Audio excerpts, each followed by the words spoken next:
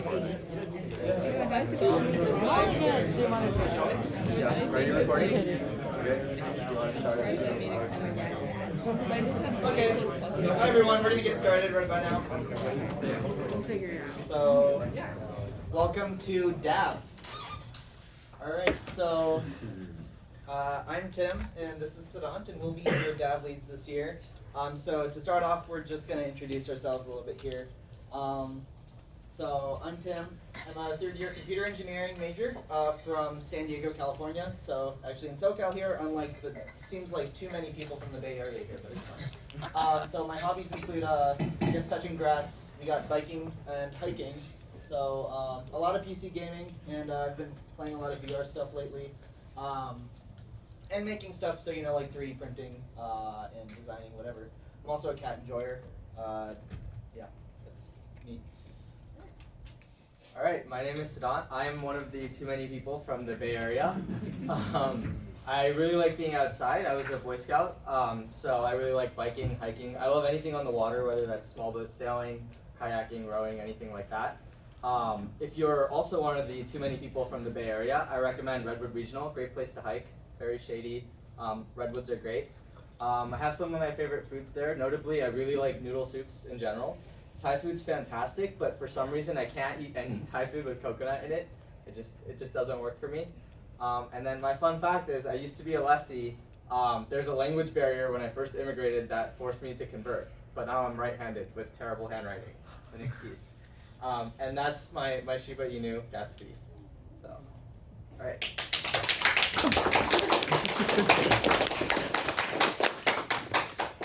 Okay, so here's an overview of what today's lecture is going to be like. It's going to be on the shorter side. So we'll cover what DAV is and basically an overview of the applications of DAV and the curriculum. We'll talk a little bit about Verilog, what it is, and we'll talk about syntax that you'll need for your first lab. And then we'll also talk about Quartus a little bit. So you guys might remember this from the check-in form, but DAV is now, as some officers have been calling it, DAV. We have a new acronym. Please don't call it that. It's just DAV. It used to be the Digital Audio Visualizer, and we have a beautiful representation of that on the left. And if you guys remember from Project's info session, I'll give you a quick overview. The Capstone project used to be an FPGA digital system where you would read in microphone input, do some signal processing, basically perform an FFT, and output the frequencies and amplitudes on a VGA display. So all the labs were sort of centered around getting you ready for that. We've moved forward towards this more broader definition, which is digital design, architecture, and verification. We'll get into that in a second, but we wanted to share the results of the poll on which of these is more hype. So looks like the right side won, which is correct. I'm very excited. I'm glad you guys enjoy abstract, big brain thing instead of IMAX. So. Okay, so we'll talk about what is DAV now, and we've basically broken this apart into 3 components. And it's broken apart basically in terms of how roles in industry work. So when you think about designing a chip, there's 2 parts that go into it. There's the front end and the back end. And if you're a CS major, these will mean completely different things to you because we're talking about hardware. So front end is going to be describing the purpose of a circuit, what the circuit's behavior should be based on a bunch of different conditions. And then back end would be, now that I know what all the components are, how should I lay it out? What should the power be? What should all the output input pins be? So we're basically only focusing on front end, and DAV is going to be just 3 parts of that front end. So the first part is digital design. You might be familiar with this if you've taken M16. This is going to be things like how to construct basic circuits out of like binary gates, so AND gates, OR gates, NOT gates, etc. We'll talk about Verilog syntax and how to make synthesizable modules. We'll talk about how I/O works, and that's basically all encapsulated by digital design. Next is architecture. This is an entirely different role. So, for example, if you're applying to jobs, these 3 will typically be different jobs.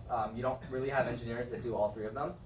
So, architecture would be you come up with the systems design. You have an idea. You want to make some sort of processor, and you say, oh, maybe I want to pipeline it. So that would be like higher level decisions. And then you would probably like test your idea, model it, etc. So that's basically architecture. And we'll talk a little bit about that. And then the last part is verification.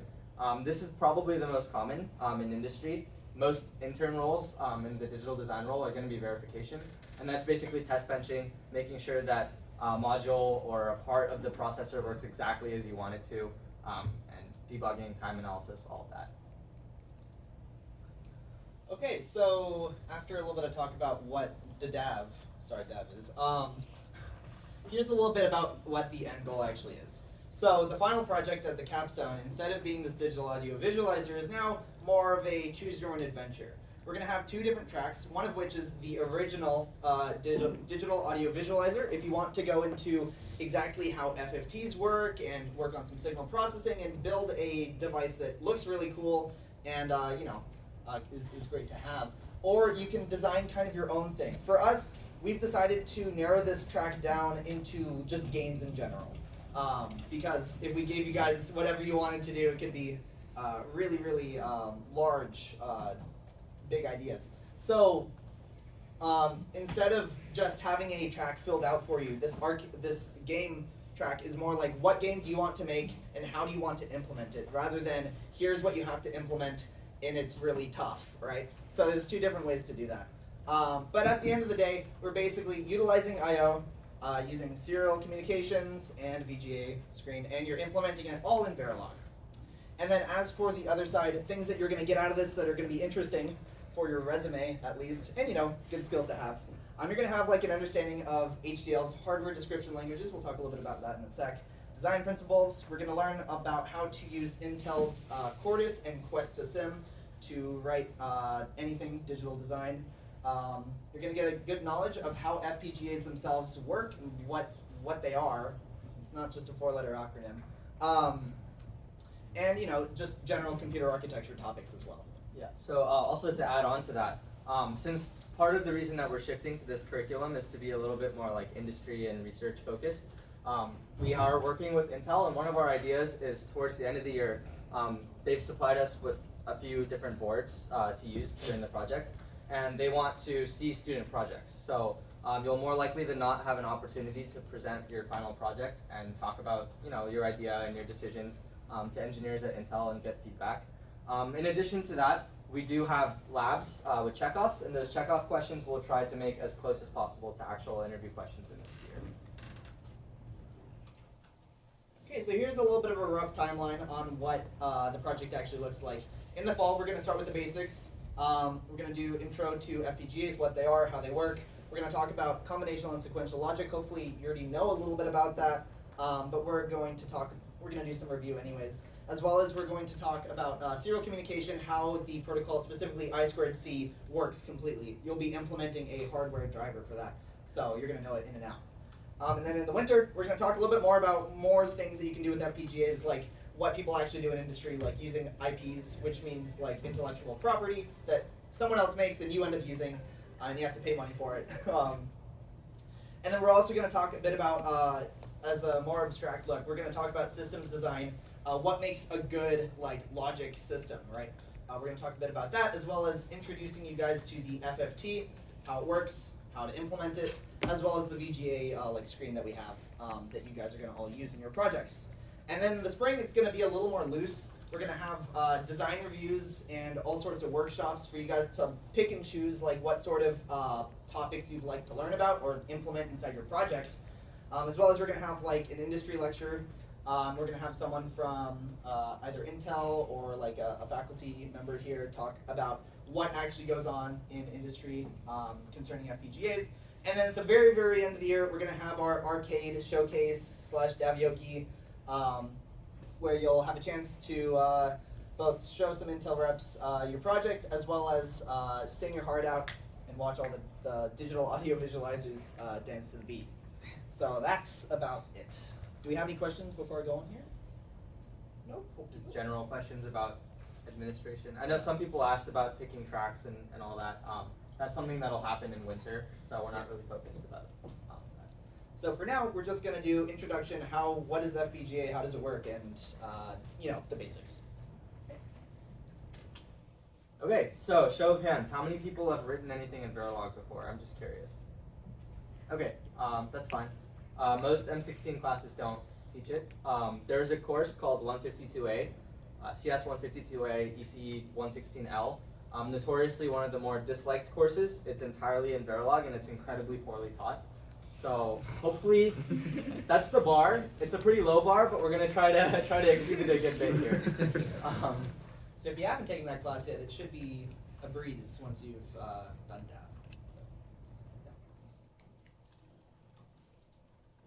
Okay, so you guys might be familiar with the typical definition of a circuit if you've taken like EE3 or even in physics, where say you have some sort of voltage source and you have passives, and you're basically thinking about the current going around. Digital circuits are similar in that you do have information propagating throughout the circuit, but it's going to be digital. So instead of thinking about what's the exact current at this point, or what's the voltage drop, and you have all these different values, each wire is either going to hold a 0 or a 1. So this is a circuit for a 3-bit decreasing counter.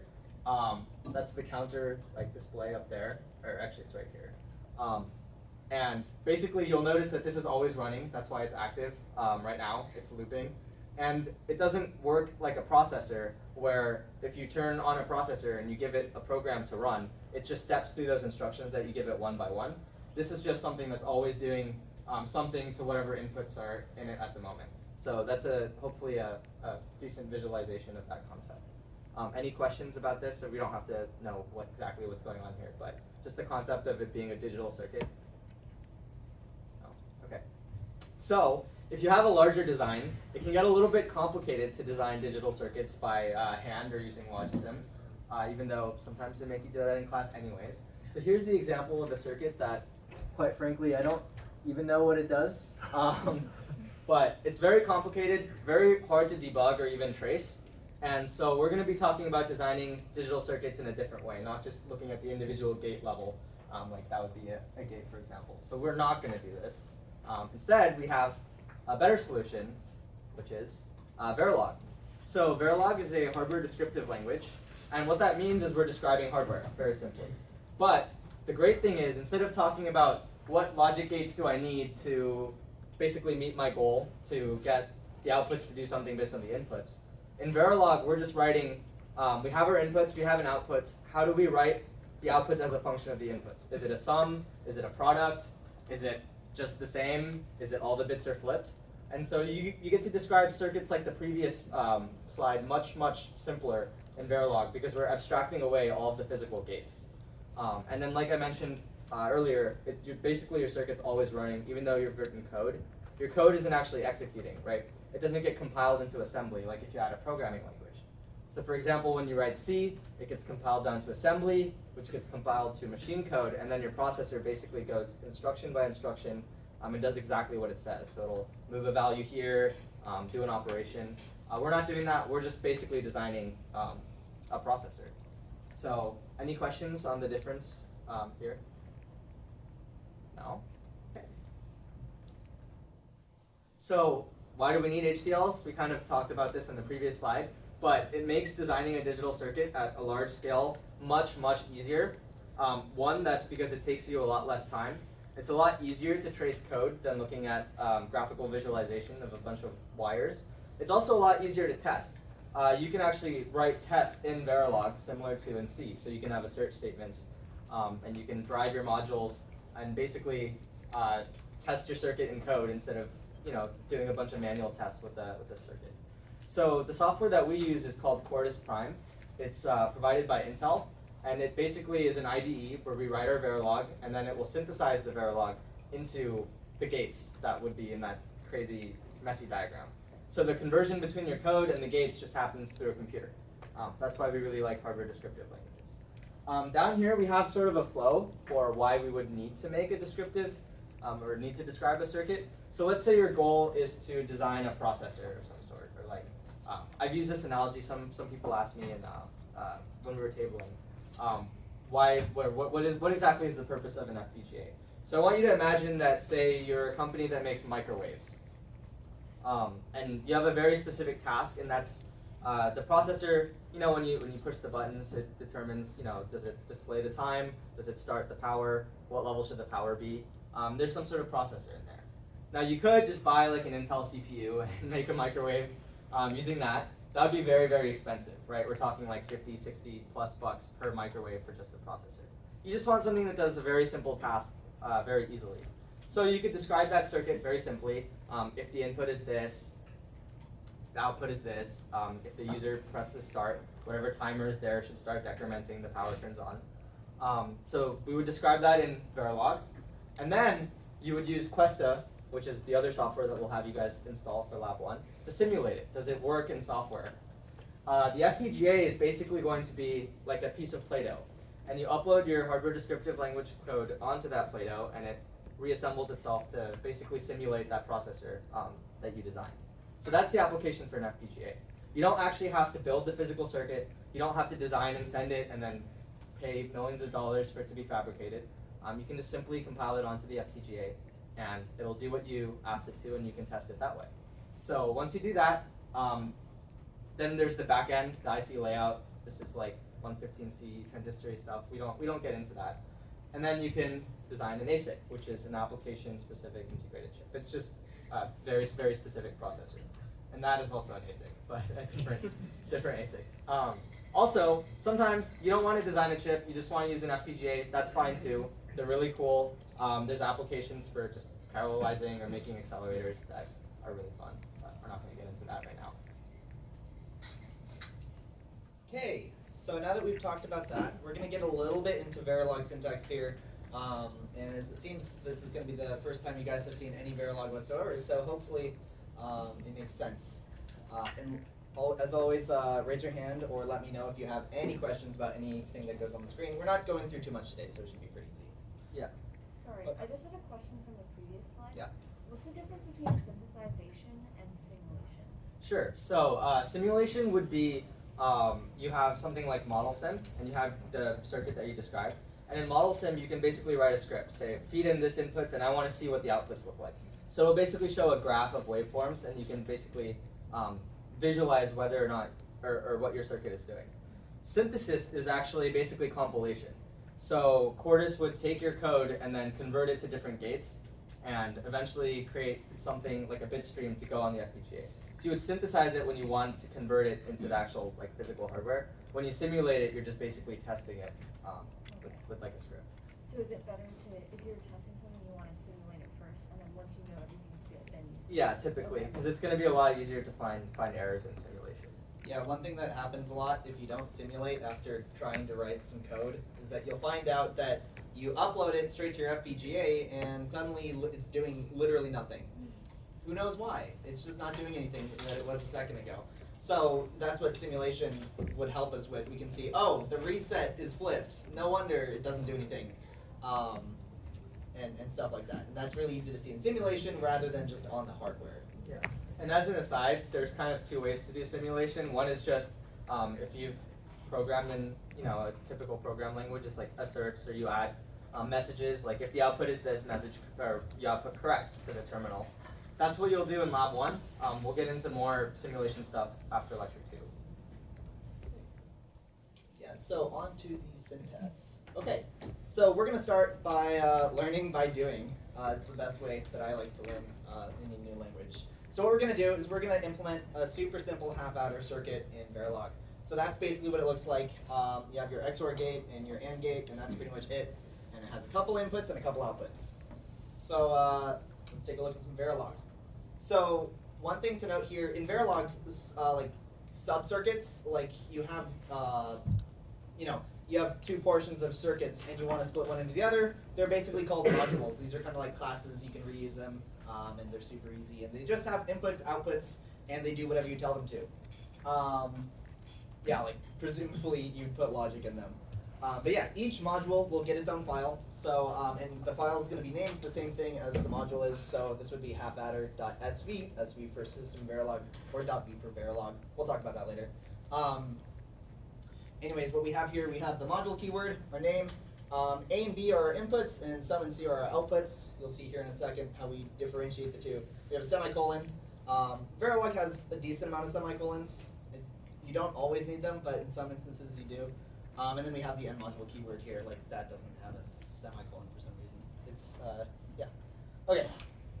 So now what we're going to do is we're going to define our input and output ports. After we put them in there, that's basically a list of everything that there is, and now we're going to tell it okay, I have inputs A and B and outputs sum and C. And we just have to tell it that so it knows what it's doing. Super simple. And then let's see, next we are going to implement our actual combinational logic there. So we have our XOR gate and our AND gate. What we're going to do is use this assign keyword. Basically, what the assign keyword does is that it connects wires together, it connects things to other things, and might do an operation on them, right? So this is usually used for combinational logic or just connecting two wires together, for instance. So what we have here is we're assigning sum, which is the, at the top right there you can see, is just the XOR of A and B. So we're just going to assign sum equal to the XOR of A and B. And then we do the same thing with C. C is ANDed with A and B, and we do that as well. So now we've pretty much just designed a half adder, super simple. Any questions about this right now? Yeah, what's up? I thought you guys said we don't work at the gate level when writing HDL. Yeah, you Usually don't- we don't, but you can define things like this, right? Yeah. We're not going to be defining completely using assigns. These will go away very quickly, but we got to know the simple stuff first, right? Yeah. So for example, you could implement a full adder just like this by doing gate level, or you could use the plus operator and it does the exact same thing, and you save yourself a lot of time. I was going to ask, is the module keyword similar to just like a regular function? Yeah, so I was going to get into that. So I guess I could go through the similarities and differences between this and functions. So the modules is basically a function. It's basically your way of organizing code, and you can reuse functions in a program when you're doing C++ or Python. Module is the equivalent of Verilog. So that's the name of it, of course. And then in C++, you have to describe both the type of the object that you're returning and then also the type of any of the inputs. In Verilog, you put all the inputs and outputs within the parentheses, and then inside the module, you basically tell the compiler what's the input and what's the output. And then the main reason we didn't want to mention functions at the beginning is because just conceptually it's very different, right? A function only executes when you call it. If you were to have a function called a half adder, it would only do anything if you were to call half adder with some inputs. This, we basically create a circuit and it's there, and anytime you change A and B, your C and sum are just going to change immediately. It's a circuit, right? It's there once you've basically called it. You don't have to call it multiple times. Yes? What would happen if you omitted the assign and you just said sum is equal to A and B? You're gonna get some sort of driver error. So basically, we'll get into what registers are later. But there's something called an always at block, and inside an always at block, you don't need the assign keyword, and that's for like when you mix combinational and sequential logic. Since we're just doing combinational logic and we've declared everything, we'll talk about wires too. We need to use the assign keyword. It's just a weird syntax thing. Basically, everything inside the top level of your module, everything that's like inside of it, and you don't have something like an always at block or an initial begin block and something that makes the indent go another one. Any of those are not actually going to be like, they're all like, you think of them as like things that just define other things, right? They define some combinational functionality, but you can't say, please do sum equals A XOR B and now do sum plus 1, right? It can't do that. Because it's going to be like, oh, you're telling me two different things and it doesn't make sense. So, yeah, as we get farther, this will start to make more sense, though. Yeah. But yeah, the gist of it also, there's two different types of data, wires and reg. We'll talk about that. We're just doing wires. Wires have to be assigned. You can't synthesize it any other way. Okay, yeah. Okay, so there's a half adder. Yeah. Oh, good question. You guys talked about that there's a fair amount of semicolons in Verilog, but how come sometimes you don't have it? Like, for example, the end module, you don't have the semicolons. It's just how Verilog It's just works. how it is. It's typically just for keywords. You don't have them. After parentheses, you pretty much always have semicolons. It's the easy way to remember it. Okay. So now that you've created a half adder module, we'll have an example of how to reuse code. So some of you who have taken M16 might remember that a full adder basically has two half adders in it, and there's some additional functionality. There's the diagram. It's a little cut off at the top. But if you want to make a full adder, which is the entire picture, we can start with the two half adders and connect the wires in a very specific way. You'll notice that the output S on the first half adder is the input B on the second one. And then carry in is going to be the input A on the second adder. And our outputs are the sum out of the sum of the half adder. And then our cout output is going to be an XOR between the two couts. And that's the functionality that we've described here. We'll just talk about the syntax. This isn't changed, right? We still have our name of the module. We have 5 different ports, inputs and outputs. Then we specify that A, B, and C in, let's carry in our inputs. We have to specify that sum and cout are outputs. And then we declare wires. So this is basically answering Margot's question last time. These are going to be like temporary variables, sort of. They're wires. The ports that are inputs are also wires, but we don't have to tell the compiler that they're wires. But anytime we deal with wires, we need to use assigns. So you'll see when we have an operation that's an or between those two, we have an assign keyword. And then this is how you basically instantiate modules within other modules. So we created the half adder, and we can call it anything we want. Very common names are like unit under test, or we did a project for 152A, and we just used random names of people we know as the names for the circuits. It doesn't matter. But Most of the time you're not referring to the names unless you're doing simulation, then it will tell you, oh, this module has this logic gate, whatever. Yeah. So the syntax here is we have the name of the module that you want it to basically copy paste in there. We have whatever you want to name that particular instance. And then we have to connect our ports. So if we, can you go back just a little?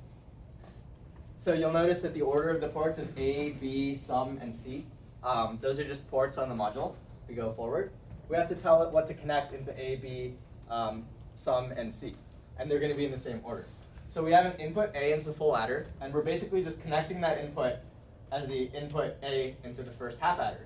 We're connecting B into the input B. A1 sum is going to be the output of the sum. It's in the same place. And then A1C is going to be the carryout. So it's just going to be in the same order as when you declared it. Similar thing here. Basically just going with that diagram. Any questions on the syntax here? You don't have to really understand how that circuit works, but I'd like to just emphasize here, a wire is basically, we're defining, like, think of like a circuit wire, literally. If you define it on its own, it will do nothing. It doesn't store any data itself. It only, you can connect it to multiple things, presumably one input and maybe multiple outputs, right? So, yeah, it's basically what a wire does. It's a wire. Don't think of it as anything more than that. Okay, any questions? Cool. okay. So we'll quickly review numbers and binary.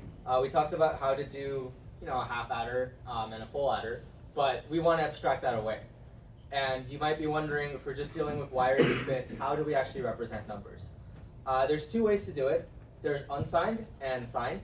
If it's unsigned, it's just going to be typical binary. So if in the least significant place you have a bit that's a 1, you're going to have your unsigned value be a 1. Then the second place is going to be 2 to the 1. Your third place from the left is going to be 2 to the 2, and so on, increasing exponentially. You guys should be mostly familiar with unsigned. Anyone not? Okay, so 2's complement is where it gets a little tricky. 2's complement lets you represent negatives and positive numbers. There's 2 ways to do negative numbers. The most intuitive way you would think is, what if one of the bits is just a negative sign? So if the first bit's 1, it's a negative. If the first bit's 0, it's a positive, and then the rest of it is just unsigned. That's one way to do it. Typically, you're going to be using something called 2's complement notation. And this is a little bit tricky. Basically, the way it works is, say you have a 3-bit value. Does anyone want to volunteer and tell me an unsigned, like what values can we represent with just a 3-bit value? 0 to 7. 0 to 7. 0 to 7. Yeah. So, and the reason for that is that you can add 2 to the 1 plus 2 to the 2 plus 2 to the 3. No, 2 to the 0. 2 to the 0 to make it odd, and that gets you 7. Now, if we were to only have 3 bits and we were to do it 2's complement, what's going to happen is the first bit is going to correspond to a negative value. So if we have a 3-bit value and we want it to be positive, we can represent up to 7. The first bit is contributing 4, right? It's 2 to the 2. It's contributing 4 to the total value. In 2's complement, it's going to be contributing either -4 or nothing. So in that case, we can have -4 basically be the most negative value in 2's complement. If we want it to be positive, we're going to leave that bit as a 0. That only gives us 2 more bits to work with. So we can now only represent 0, 1, 2, and 3 in the positive sphere. Does that sort of make sense? Yes? Yes. I know that we're not going to deal with it, but what is -0? Yeah, so that's in 1's complement. That's the reason we don't use 1's complement, right? Which is where you just have a single bit to define whether or not it's negative or positive. And -0 is basically the reason, if you think about it, if you have your most significant bit represents whether or not it's negative or positive, right? What's the difference between 1, 0, 0 and 0, 0, 0? Oh, the negative. Yeah, it's just the negative. Yeah. So it's the same. Basically, you have a redundant number there. Yeah. And So we want to represent as many values as possible with as few bits as possible. So we don't use this. So 2's complement not only gets rid of that redundancy, but it also gives us a couple of fancy bit tricks that you might have learned, or you probably will learn at some point. Aren't really relevant here, but 2's complement is nice. So Yeah, and this will be more relevant if you end up doing or if you need to do any like math in your final design. So for the DAV, you'll need to deal with a little bit of 2's complement, but we're not going to use it immediately. Feel free to reach out if you have questions. Okay, and then here's all the logic gates. So remember that a sort of prereq for DAV is that you're already familiar with what they do. Here are the 6 common ones. There's also a NOT gate, which just flips the bit. So if the input's a 0, the output's a 1. The input's a 1, the output's a 0. And I've just put them up here for review. You can kind of look at it and you see what the output is based on the inputs. They're pretty well defined anywhere. You can Google it. The point of this slide is how to do it in Verilog. And you can't do all of them in Verilog directly, but we have bitwise operators down there. So if I want to do an AND gate, if I want C to be the output of an AND gate where A and B are inputs, I'm going to be using that ampersand operator. So I would have to say assign C equals A and B. Does that make sense? So we're using the assign keyword. yeah, this is just mostly a reference for the language, just so you know that they're there. Okay. Yeah. Now we'll talk a little bit about bit widths. This is kind of a side thing on here. You'll see this very, very soon, but for now it didn't really fit into our half adder example. But basically, in most cases, our signals are going to be more than just 1 bit wide. In our full adder, in our half adder, when we just defined them without giving this extra bit width syntax, all of those were only 1 bit. So they'd all be, all of those variables, inputs and output ports, all 0 or 1. But if we want to represent larger numbers, then we're going to want to have more bits. So basically, when we're defining either a wire or input and output ports, we're going to have to do this sort of notation here. 3 to 0, basically defining where if you index to 3, you're going to get the most significant bit, and then 0 is your least significant bit. Right? So technically, you can put the numbers that you want in there, but this is like standard. Right side is least significant bit is always 0, and then you have the most significant bit is the larger number. Yeah. Okay. Well, one more thing. So we call those buses typically because remember I mentioned that the difference between regular circuits and digital circuits is that the wires can only have 0 or 1. So you might be wondering how we have multiple of them. And the reason is we basically just take a bunch of wires. So a 3-bit value is 3 different wires that all correspond to the same signal. And we can tie them together and call them a bus. And that's what this is doing. So we have a bus that's the sum, and it's 4 bits. It's bits 3, 2, 1, 0, and they all make up the sum. And again, you can use whatever numbers. You could go from 0 to 3 if you want to go left to right. You can go 4 to 6. It doesn't matter, but please be normal and just do it that way. There's no reason. Yeah, so the other thing on this slide is also if we want to define like arrays of bits instead, or like an array of larger buses, instead of putting it before or right after the input keyword, you put it after the name of the variable there. So, and it's also backwards so that you can index from 0 to 3, saying like if I want the first part of the array that I index to will be index 0, right? So it's a little backwards, but hopefully that makes a little bit of sense. One of the fun things is when you put the two together. Does anyone have an idea of like what I would write if I wanted an array of 4-bit signals? Right now this is an array of 4 1-bit signals. What if I want 4 4-bit signals? What's that? And would you put the 3:0 after the input? In addition to this? Or? Yeah, in addition to. Yeah. So all you'd have to do is do input 3 0, and then signal write 0 to 3. A little confusing, but that's how we do it. The way to remember it sort of is when you put the numbers right after the input or output or whatever declaration, you're just saying that it's a bus. It's a bunch of those grouped together, and it's all going to be called the same variable name that you just follow it up with. And then when you put them afterwards, it's just like if you're writing in C, you can index into arrays, and you put those brackets after the name of the variable. Yes. Wait, say the reasoning again for why the order of the numbers are reversed. Sure. So it's just a convention. When you do like binary math or when you look at digital logic in general, the way you would have your number is it grows to the left. So the 0 bit is the one that's furthest to the right, and it contributes the least to the value, right? It corresponds to 2 to the 0 in binary. And then as you move to the left, it becomes more impactful on the final value exponentially. So if I add a bit on the left, I've basically effectively doubled the value, right, if it's a 1. So that's why the convention is when we look at just one signal and we want to convert it to a number, we go 0 to, or we go left to right, it becomes the higher number towards 0. Yeah, and then another thing is we talked about signed and unsigned. If you don't tell it what to do, it's unsigned. We don't deal with negative numbers really, so you don't have to worry about that. It's just normal binary. Okay, cool. So there's some syntax. Does anyone have any questions about that? Nope. I think we got through all of it. But yeah, So that's all of the like conceptual content. So we could talk more about logistics, but really any questions, you're welcome. hopefully it wasn't too dry, but By a punch.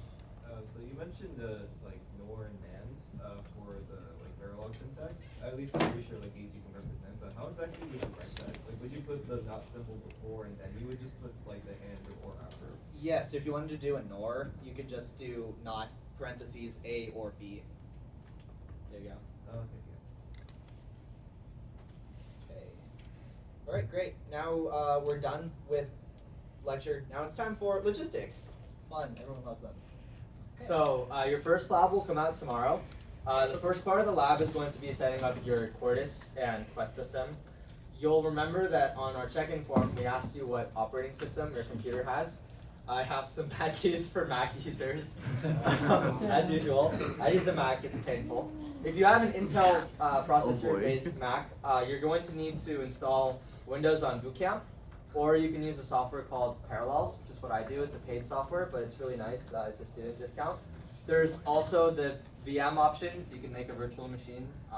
We'll have more details on that. If you're a Windows or Linux user, it's Questa and ModelSim and all the good Intel stuff just work normally, so there's no extra steps. If you're an M1 laptop user, unfortunately, since it runs on ARM and Intel only supports x86, there's no way to run Quartus directly on your device. So what you would have to do is you can write Verilog and compile it using other tools, but you just can't program the FPGA using your laptop. So your teammate should have a laptop that can program it.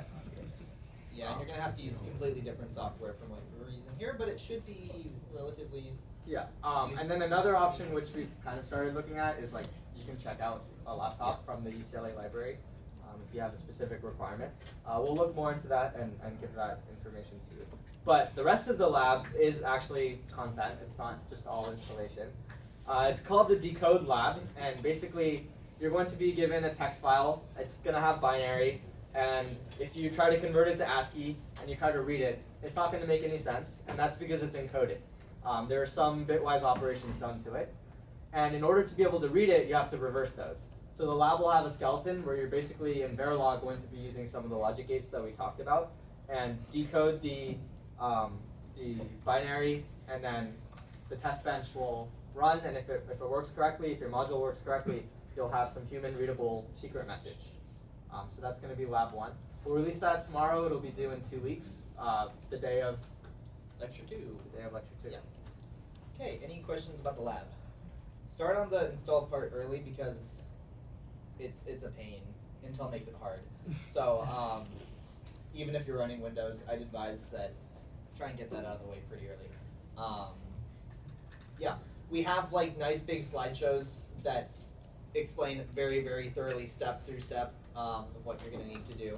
So hopefully those will answer all your questions when you're installing. But if you run into any trouble, feel free to come to our lab hours or Discord us or email us. Okay. Okay, let's talk a little bit more about the other things. More administrative stuff. You guys saw in the check-in email that we got lab safety trainings to do. They're kind of a pain, but we have to do them in order for you guys to be able to use our lab and use the devices that in order for us to hand out kits. So basically you have to do these 3. If you've already done them, you can just do the lab safety refresher, and then you can submit the old certificates for these 2, and then the refresher instead of the certificate for this one. This is the only one you have to do every year. And then you can submit it that form. It was linked to you inside the check-in email, or you can find these slides. They will be posted on our Discord and in our shared drive. All those links we will get you on the Discord, which I'm going to talk about in a second. But yeah, it's going to be due basically the day before the lecture, October 26th, lecture 2, for lecture 2. Okay. And if you don't do that, then you don't get a kit. Sorry. Yeah, what's up? So would you, if assuming you don't already have them like downloaded from like the past, would you be able to like just like re-grab the certificates from the website? You can log in and just download. Okay. Yeah, the website just has downloads for them, so it's easy. So they take a couple hours because they make it a pain over here at UCLA. If you did them last year, you only have to do the refresher as Tim mentioned, and that refresher is like half an hour maybe. Yeah, half an hour. I hope you remember your chemical safety, because that's what it does. A lot of chemicals in the IEEE lab, right? Yeah. Okay. Yeah. Okay, so that's all about that. As for some dates and deadlines, this Sunday, you guys, we don't have any teams yet, but that's because we're going to form them. So on Sunday in the Court of Sciences, we're going to have a lot of Costco pizza. So if you're not coming for anything else, come for that, and it'll be free, of course. But yeah, we'll be doing some team forming with some fun activities to hopefully get you guys to know each other, and maybe you'll find someone that you like enough to be their teammate. But yeah, so if you can't come to that, we'll have a different form to fill out, and we'll have to do some matchmaking for you if you don't have a team. Yeah, hopefully that all works out. And then other topics, again, lab safety trainings due. To put that date into perspective, it's week 5 Wednesday, October 26th, 2 weeks from now-ish. At 11:59 p.m. Do those, please. I don't want to have to bug you guys a lot about it. And then the day after, Thursday, we're going to do lab 2, and then, lecture 2, probably right here, probably at the same time. Seems like it works for most people. And then we will also have lab 1 due that night. All right. Oh yeah. So lab 1 is individual. The rest of them are going to be in teams. So you're only responsible to do lab 1 completely independent. I mean, you can work with people, but you have to submit your own. Lab 2 and so on, your entire group only has 1 submission. And groups will be, you can do 2 or 3. We prefer if you did 2 because I guess we thought about it looking at previous years, and groups of 2 work better for collaboration with 1 kid. But if you have a group of 3 in mind, that's totally fine. You can also form groups of 3. We'll deal with that all later. Yeah, and hopefully that the number of teams just ends up happening to be under the number of kids we have. So we'll get to that problem when it comes though. But, yeah. Okay, great. Any questions about any of these deadlines? Anything? Nope. Okay, straightforward. Sorry, a lot of it's kind of conceptual. Next lecture, you got. Oh, hit the next slide. No, this is not the next slide. Okay. Anyways, well, okay. Pin that thought. Anyways, important thing here. IEEE Discord. This is where we are going to be making all of the announcements. Usually emails did not work when I did Micromouse last year. No one answered them. No one read them. So we're going to do Discord instead. This is going to be hosted inside of the IEEE server. Please do not have it muted. You can mute the whole server, but at least unmute the digital audio visualizer category. You can mute the general and whatever, but the announcements, please get them. We're not going to spam those. We're not going to spam them, and I would really enjoy, and you would also enjoy if you actually got the announcements. So that's where we're going to do it, unless an overwhelming majority of people really, really want us to email them, which I'm surprised you guys would be. Yeah. So again, for our Discord, in order to get access to this category, you need to go to the roles channel and click on this guy right here, the DAV logo, and you'll get access to this category. We also have a couple of things here. We're going to have links there. You guys can't post there. That will be where we put links to stuff like the slides or shared Google Drive. Eventually, you guys will have all sorts of Google Drives so you can submit stuff to us, as well as eventually you'll have team channels here as well. Yeah. And then we also are trying to use Discord's new forum feature. I don't know if it'll work out, but we'll try it. Might be interesting. Basically, it's just a forum. Yeah. Okay, cool. Please don't mute it. I will cry. Yeah, so that's about it for the Discord. If you're not in the Discord already, you can go to our website, IEEEBruins.com, and find it there, and you'll be able to join. I'll probably add some of you guys manually if I don't see you in there. So There's also 2 people that haven't filled out the check-in form yet. I'm not sure if those 2 people would come to the lecture, but if you're here, please do that today, because after today, we're not sending emails to the emails from the project applications. We're going to exclusively use that roster from the check-in. So if you haven't filled that out, please fill that out so we have your email and your Discord, and we basically confirm that you're going to be in the project. thank you. Okay, and then as Sadat was alluding to earlier, next lecture we're going to be talking about the cool things, aka this. Oh yeah. Okay, well get excited, and thank you guys so much for getting through this, and we have a lot of cookies, so thank you.